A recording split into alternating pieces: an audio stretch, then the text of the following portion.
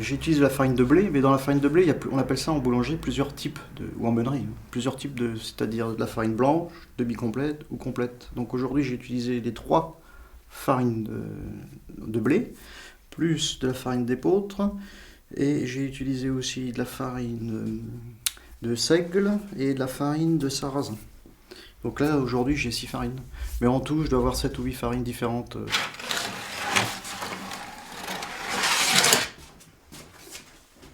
Pour le pain qui sort chaud du four et qu'on met sur la table, il est en train de ressuer. Donc c'est la période de ressuyage, c'est-à-dire qu'il refroidit. Et en refroidissant, il perd de l'eau.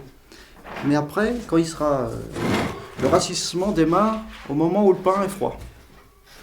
Donc en fait, dès que je vais le mettre dans le commerce, en principe, on doit mettre dans le magasin que du pain froid. Bon, moi, c'est pas vrai parce qu'il est un peu chaud, mais il n'y a rien de grave. Et donc à partir de là, dès que le pain est froid, le rassissement commence. C'est pour ça qu'en boulangerie normale, une baguette ne peut tenir que 6 heures, hein, c'est prévu. Le pain qui est tout mou, c'est un pain qui n'a aucun caractère. C'est-à-dire qu'il ne peut pas se défendre vis-à-vis de son environnement. Bon, bah, il est fait comme ça. Donc s'il ramollit, c'est parce qu'il a pompé toute l'humidité qu'il a chez vous. Il y a des temps humides, eh bien, il va pomper, et s'il y a des temps très secs, il va reperdre toute son eau. Il n'a aucun caractère. Et c'est des pains qui sont faits pour manger à la sortie même du four. Bon, c'est la baguette. Ouais. C'est la baguette d'aujourd'hui, ça. Mais un pain qui a fermenté longuement, il a une mie spéciale qui retient mieux l'eau, plus une cuisson, comme je vous ai dit, qui fait une croûte, ça ralentit le rassemblement. Donc c'est un pain qui a plus de caractère. Vous voyez, il a plus de caractère, et là, lui, il se défend vis-à-vis de son environnement. C'est sa maman.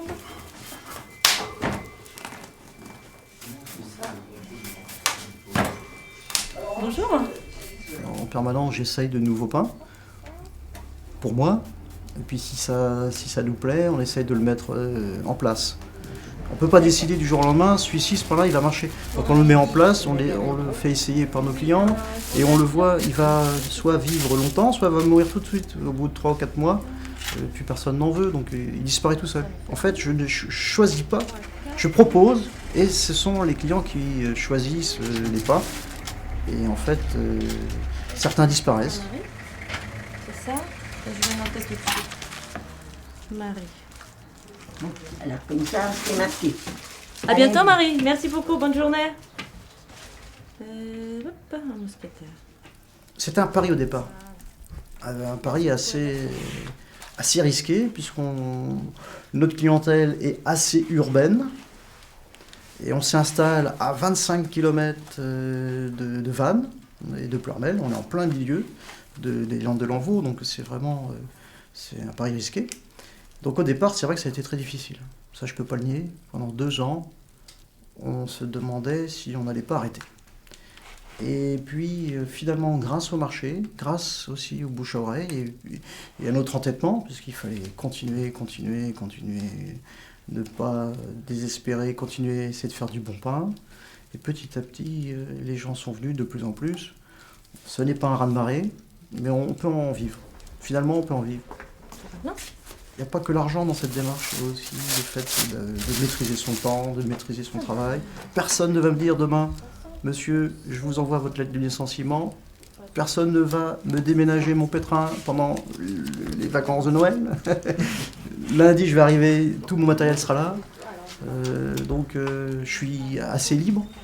Bon, je ne suis pas libre à 100%, personne n'est libre à 100%. Je suis sûr, j'ai une contrainte de clientèle, de satisfaction, et c'est normal.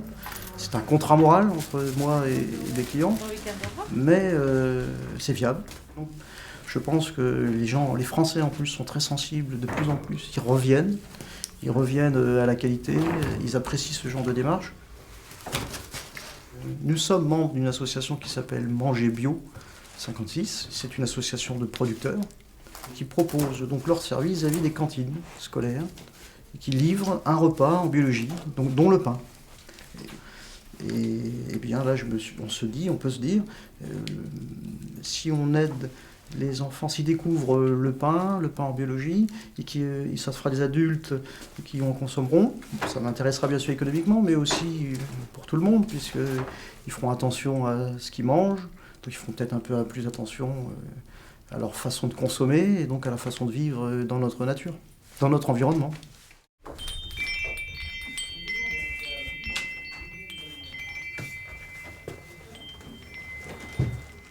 Alors comme ça, c'est ma petite. À bientôt, Marie. Merci beaucoup. Bonne journée. Hop, un mousquetaire. Voilà. Merci beaucoup. 6, 7, 8, 9 et 10. Voilà. Merci. C'est moi qui vous remercie. Passez une bonne journée, bien sûr. Ouais, Bonne semaine. bien, ouais. Voilà. C'est bien ici, on achète du pain, on fait de la relaxation.